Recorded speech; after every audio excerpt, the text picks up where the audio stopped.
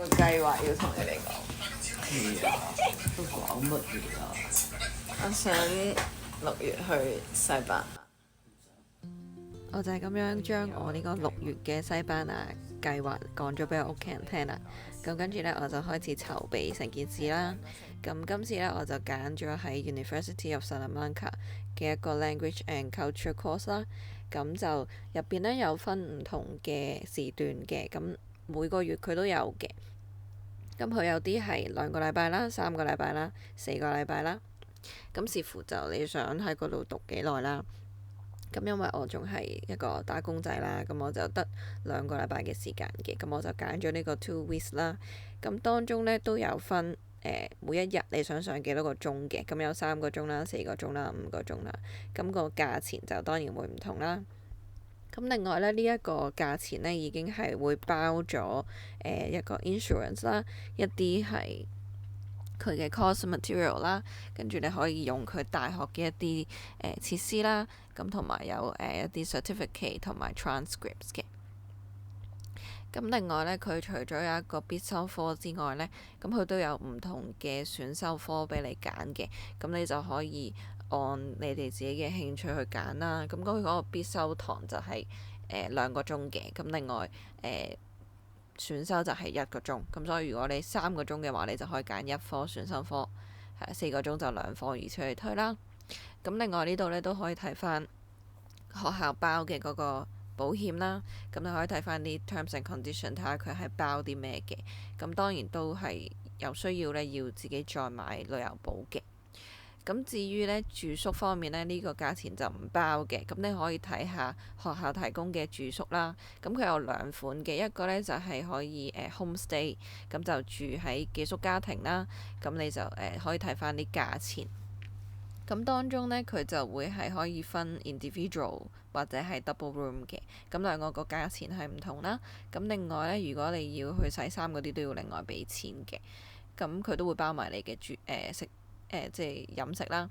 咁另一個 option 就係去呢度可以住佢安排嘅一啲學生宿舍啦，係啦。咁呢度就都係有分唔同嘅價錢啦。咁就如果你要包用埋個廚房呢，都會貴啲嘅。咁2款都可以即係大家參考下啦，可以睇下想係揀邊一款啦。咁都相對平啲嘅。如果係跟學校呢一個住宿安排，咁如果2個都唔 OK 嘅，咁當然咧都可以自己到時出去揾地方住啦，或者住 Airbnb 嗰啲都可以嘅。好啦，跟住呢就進入呢一個報名嘅環節啦。咁都帶大家跟我一齊報名啦。咁撳咗 registration 之後呢，咁你就要揀翻你想報嘅時間啦。咁我今次就揀咗6月嘅 2 weeks，咁我就撳翻呢一個6月啦。咁跟住呢，佢就會 show 翻啦，你要報啲乜嘢嘅 course 嘅，同埋 elective 啦。咁就嗰個 compulsory 嗰個就一定要上噶啦。咁就2個鐘嘅。咁然後佢就有3個 time slot 嘅 elective 俾你揀啦。咁就同一個 time slot，咁你就淨係可以揀1個 elective 嘅啫。咁因為我想練 speaking 多啲嘅，咁所以我就揀咗一個 oral skills practice 嘅 elective 啦。咁其他就冇揀到嘅。跟住呢，我就撳 accept 啦。然後呢，佢就會同我 confirm 一次我揀嘅時數啦，同埋我揀嘅日子啦。咁就對翻嗰個 price 係咪正確，咁就可以噶啦。咁跟住呢，就再下一步呢，就係要去揀你嘅 accommodation 啦。咁睇下你有冇需要揀翻學校俾你嘅嗰2個 option 啦，或者唔需要啦。咁今次呢，我就揀咗 homestay 嘅 double room 嘅。因為我都想即係自己24小時可以練到西班牙文啦，咁所以我就揀呢一個即係喺 homestay 嘅，咁就住喺一個 local family 嗰度啦。咁佢呢度都可以再俾你睇多一次關於一啲 accommodation 嘅一啲資料啦，即係譬如如果你突然間想 cancel，咁有冇啲乜嘢額外嘅收費啊等等呢啲，咁呢啲都可以 book 之前真係睇清楚一次。係咪自己 OK 啦？咁呢度呢，其實之後呢，我都覺得係有啲耐嘅，要等得，因為即係到真係差唔多 last minute 佢先話俾我知，我係同邊一個屋企住咯。咁所以如果大家係揀寄宿家庭呢，要有呢個心理準備係佢要啲時間去安排，咁就要等下咯。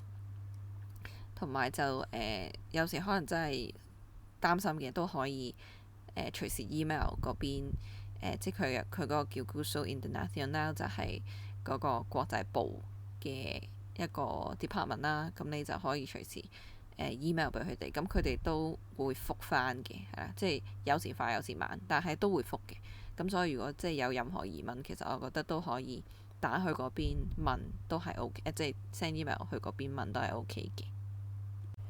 好啦，咁就睇完呢個 accommodation 嘅啲 terms 啦，咁呢度就揀翻 homestay 啦，然後就 tick 翻 agreement，然後再 accept 就可以啦。咁跟住呢，就要填啲個人資料啦，咁就名啊、出生日期啊、passport 啊呢啲資料，咁就係咁多啦。咁跟住呢，填好晒之後再撳 accept 呢，咁就已經成功申請咗㗎啦。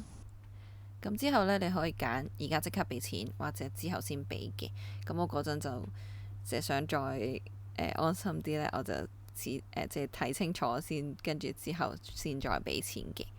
咁就完成咗個 registration 啦。咁我就終於報咗名，就踏出咗我嘅第一步啦。跟住過咗2日呢，我都係順便俾埋錢㗎啦。咁就一次過呢，俾晒個 cost 啦，同埋個住宿。跟住呢，都 book 埋我嘅機票啦，咁真係所有嘢都已經落實晒啦。咁好似啱啱咁講啦，我都即係都可以隨時 email 問下佢哋，即係一啲 follow up 嘅問題啦。咁因為我都等咗一段時間，都想知道關於個 course 啦，同埋我嘅住宿嘅安排啦。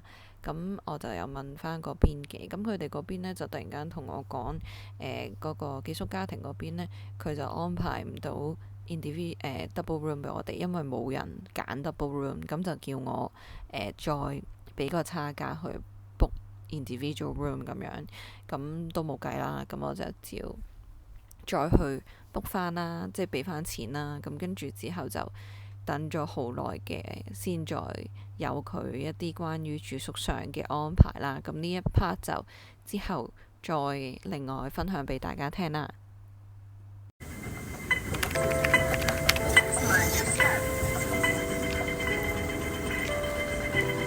拿得嚟啊！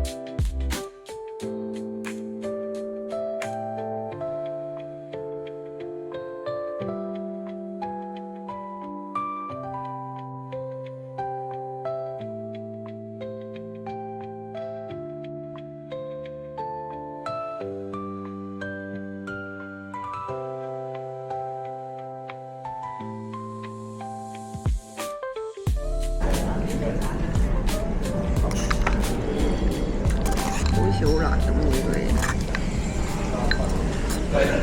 勁多辣醬喺底。跟住呢度就正常啦，呢個牛肉球啦，燒賣啦，呢個係豆奶，食嘢先。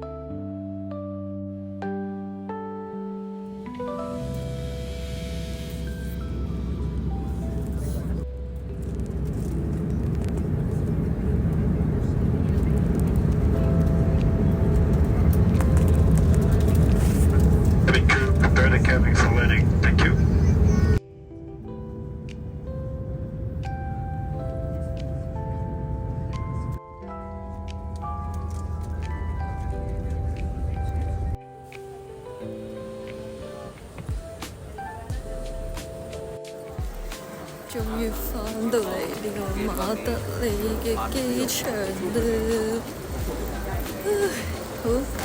好興奮啊！我自己一個。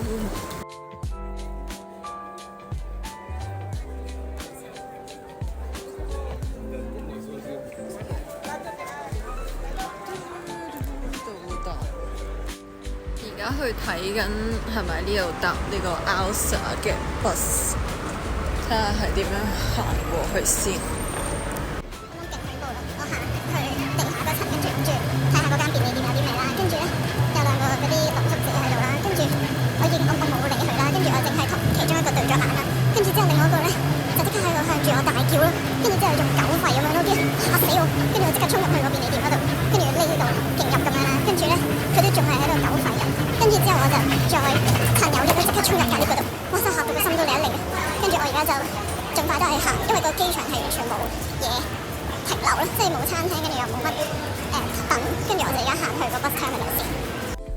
我而家就喺呢個 bus terminal 嗰度等緊上巴士，而家係10:01到，唔係10:03到，跟住但係我10:09去山丹爹嗰個都仲未出 platform， 唔知幾時出，等下先。